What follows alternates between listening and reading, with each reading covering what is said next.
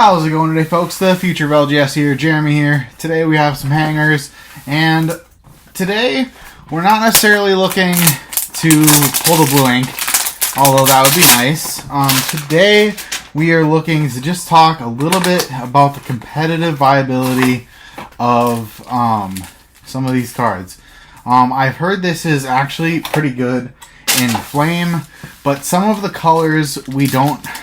I'm going to be honest, I spent a lot of time testing in the past week, and I don't know the competitive viability of all the colors yet.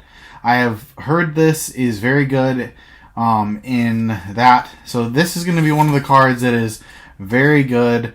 It is in green. I'm not going to show you guys necessarily the effect because it wouldn't say, but it is in the Fearsome Critters deck. It is very powerful. Let's see if we can find some other really playable cards. So I'll pull out the super really like, oh my gosh, this card is very playable, and at least in the last format was seen a lot.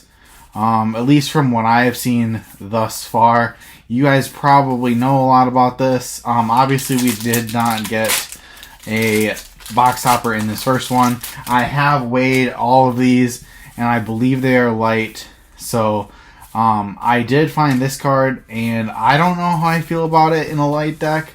I did kind of figure out the light theme is kind of like turn their light to dark, and then kind of use that to your advantage. And if you're playing a dark deck, you're just like, well, this should be fun, kind of thing. So I don't know. Let's see what we got in this one. Nothing spicy, but we'll keep going. Nonetheless, but overall, I did learn a lot from playing. Let's see what we got in this one. Got a Reflection. I've seen this played in a little bit, but not too much. We did get a Bigfoot. I have seen some people play this one, but I'm seeing more people excited about the Wilderness one. The Wilderness one does seem like a lot of fun, and by the way, we will have Wilderness openings. Okay, so this is one of the staples in pretty much every deck. It's a draw 2 cards for 1, and obviously more Gumberoo is very strong. I don't think people are playing GB Ketsa. The Lightning decks that I have seen are playing Shock Aura, which is basically a free land. So far this opening has not been very good cards for us because we're not getting anything too spicy, unfortunately, but that's alright. Today we're more just talking about the competitive viability of some of these cards. Okay, so this is our first Aurifact. I want to kind of give you guys my opinion on Aurifacts. I'm not a huge fan. Just the playable, because you can play them and ramp with them, but as soon as they get them, most people just could attack them, and unless you get it on the first couple turns, it's kind of a dead draw. So, I mean, Aura is always something that's good. Oh, no, I was wrong. I thought I felt one, but alright, I just realized I'm not sleeving these, but that's alright. I'll sleeve them after the video, I promise. If we pull something really good, I'll sleeve it right away. But alright, more Gumberoo. And by the way, I do have enough of all of these, but I'm just kind of pointing out what is very good.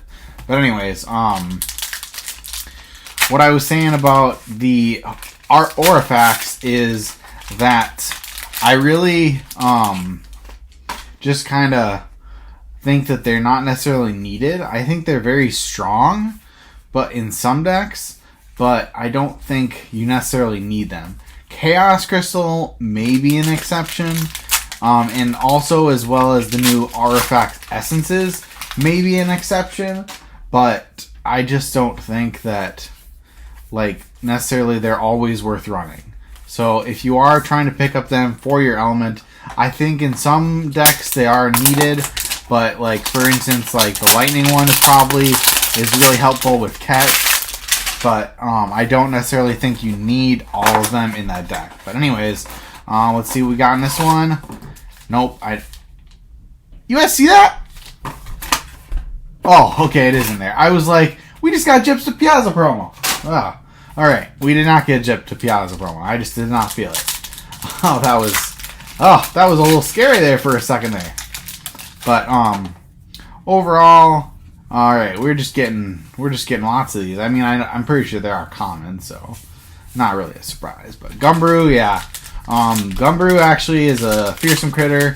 It gets plus for each fearsome critter you have on the board, as well as it also bounces a card to their hand, which is just so powerful. Gumbrew is a very, very good card, very annoying card. If you guys don't really know a lot about it, it's a deck that goes wide. For those of you guys who are just watching for the pack opening, it is a very strong deck. I don't think it's taken a lot of tournaments, but it's one of those decks that you just kind of have to watch, because you have to build your deck, because if your deck doesn't beat it or have a way to deal with it, it just kind of swarms over you. It's not necessarily like the best deck in the format, but that's alright too. So anyways, we are just kind of grinding through these pretty quick. Oh wow. Oh nope, I was wrong again. I keep thinking like I'm feeling one, but I am not. But that's alright. So let's just keep on going. Not seeing too many super like, oh my gosh, we are getting a ton of walking Sams though. But so we are just going on in. Hopefully we can get a Mothman in this video. I would like another Mothman or some this is an okay card. I don't know how I feel about it, but Chupacabra, I have seen this played in dark decks, so I don't know if it's super viable. I don't really know a ton about dark yet, but dark is one of the decks that I'm interested in building. Chibi Mothman. This is I don't remember if this is good in the deck. Hoop Snake, Lightning Glass. Like I said, this is good in the Kets deck. So let's see what else we got in this other one. So let's see what we got. Alright, this one's being a little difficult. I don't think we got one on this one, unfortunately. So like we said, I did weigh these, and unfortunately they all were light. We did open the heavier ones on a different video if you guys are interested in that. Oh wow, that one came out like butter. Butter. But yeah, just talking a little bit about some of the more playable cards. Not all of them are super playable. If we were to talk more about a lot of Nightfall cards, I mean, there are some really good cards in Cryptid Nation too. Well, Cryptid Nation, I should just say, because obviously it's the same set. But we just aren't pulling them. One of the best cards in probably the game is not only Loveland, but Lightning in a Bottle. Lightning in a Bottle, in my opinion, either will be banned or should be banned. The card is just too good. Honestly, it's a problem. But 1 second, I'm actually gonna grab some more. We didn't really pull anything too spicy, so I actually want to open a little bit more. So we got a couple more, but I probably won't do any more than this. I do have a couple more hangers to do, but I don't think I want to do them all today. But I just want to hopefully pull something a little spicier than what we got. We did not get a topper in this one. Again, these are all weighed, so we probably won't get a topper. But I still want to open them just in case there's that chance. I've heard that you can get 3 toppers instead of a pack. But I mean, like I said, that's not very likely. So, but so going back to what I was saying about the gosh, what was I saying? I was saying something about Lightning in a Bottle. Lightning in a Bottle is basically you untap your creature for free. Let me add, because your creature comes in tapped, and you put it in play fatigued, and then Lightning in a Bottle is like, nope, and it costs 0. So yes, it does say, hey, this takes up a spot in my 40 card deck, but it is a free untap, which is just, I mean, if it was a 1 in Lightning, great card in Lightning. I don't know. I mean, I don't know. Like maybe it costs 0, and it says you need to have a Lightning Aura in order to play this card. I don't know. I feel like that would be a lot better for the 0 cost cards, but I don't know. That's just my opinion. Fireball, very good card. I think, at least.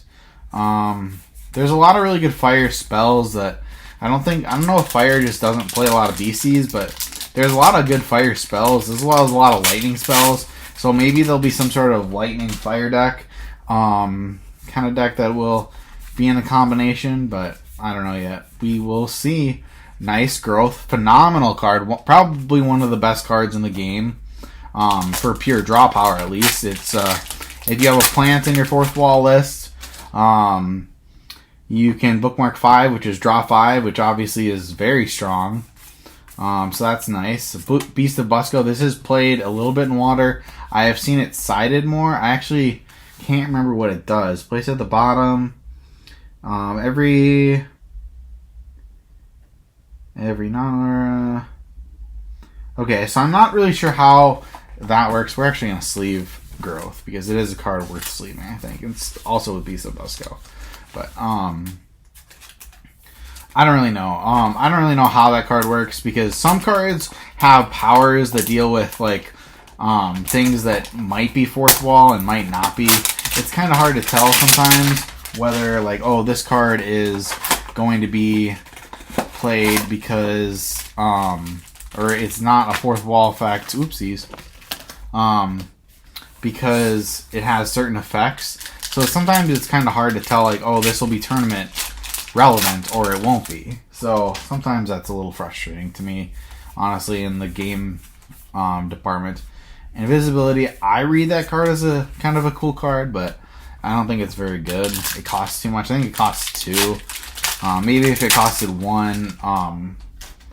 1 color, it would be better, but you never know. Maybe in the future it'll be good for some reason.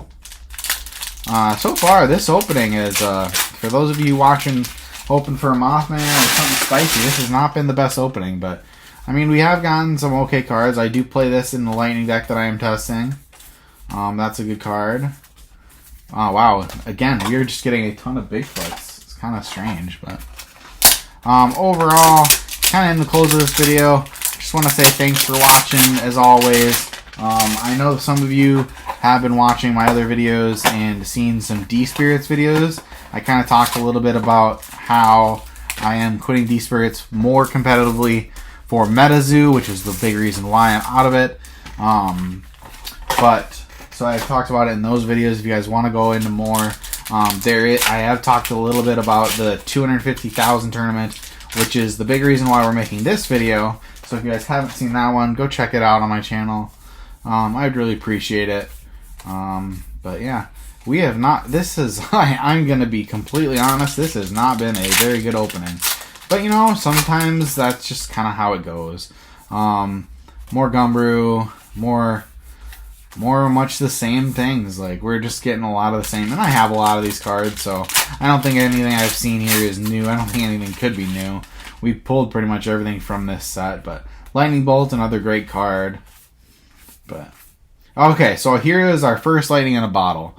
So awaken target BC, and this BC gains first strike until the end of the turn. So not only is it really good, just awakening, but it also gives first strike. This card is just ridiculous. This card probably needs to be banned. This and maybe another card, maybe Smoky Spirits, but I realize Smoky Spirits isn't as good as I thought it was. But it's still a great card.